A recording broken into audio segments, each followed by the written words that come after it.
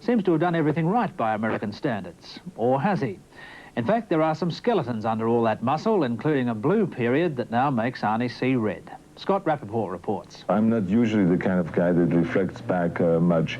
Then you better change the channel, Arnie, because we are going back in time. Back to the days when you weren't exactly the world's #1 box office attraction. I'm sure I will be successful in the future. Meet the Schwarzenegger of the 70s, an unknown bodybuilder on a low-budget cable TV sex show. Inside Edition has the interview that Arnold would love to terminate. Hasta la vista, baby. Today, Arnold Schwarzenegger is the biggest movie star in the world. His last movie, Terminator 2, grossed close to $500 million worldwide. And it's expected that his new epic adventure, Last Action Hero, will be this summer's hottest blockbuster. It's that guy. But there was a time when Arnold could only dream about being on a movie marquee. He was a sort of oversized man with this very funny accent and this even funnier, unpronounceable name. And people, of course, laughed and thought, you know, that he must be absolutely insane. He had come to America with a plan to literally become one of the great stars in this country. In early 1977, Arnold had just finished work on Pumping Iron, the documentary that would introduce his face and charm to the world. He was in the Big Apple promoting the film, and he was living it up.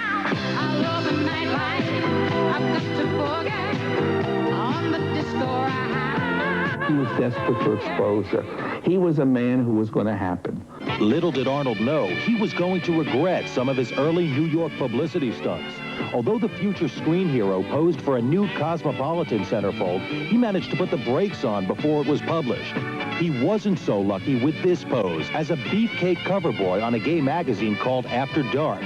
But his most scandalous move came when he visited a tiny New York TV studio. To do everything I do is with class and not just for the money. Check out Arnold's lost appearance on Midnight Blue, New York City's original cable sex show. Sex is the supreme feeling that we have, and although Arnold didn't take it all off, the show's creator, Al Goldstein, says he definitely knew what he was getting into. It was very explicit television. He wanted people to see him. He was so driven. He would have done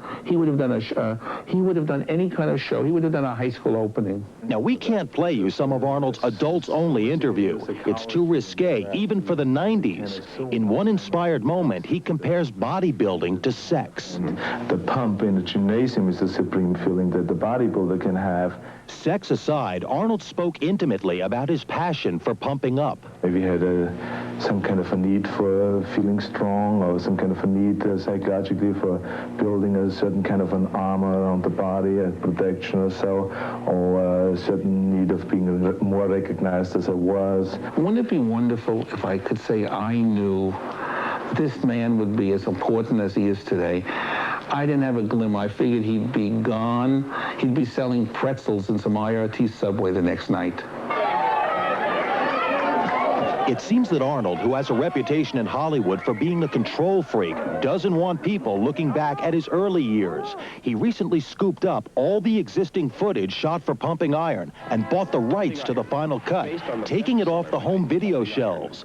Some say he doesn't want the scene where he seems to be smoking pot circulating. Arnold is actually afraid to be spontaneous and open about things in his life that he's not proud of. And Arnold can't erase his stint on the X-rated Midnight Blue. If he's smart, he'll enjoy it and have a sense of humor and realize not that he did it, but look how far he has traveled. It was much more important for me to do things with dignity and with class in my career, and that I was successful in for the last few years, and I'm sure I will be successful in the future.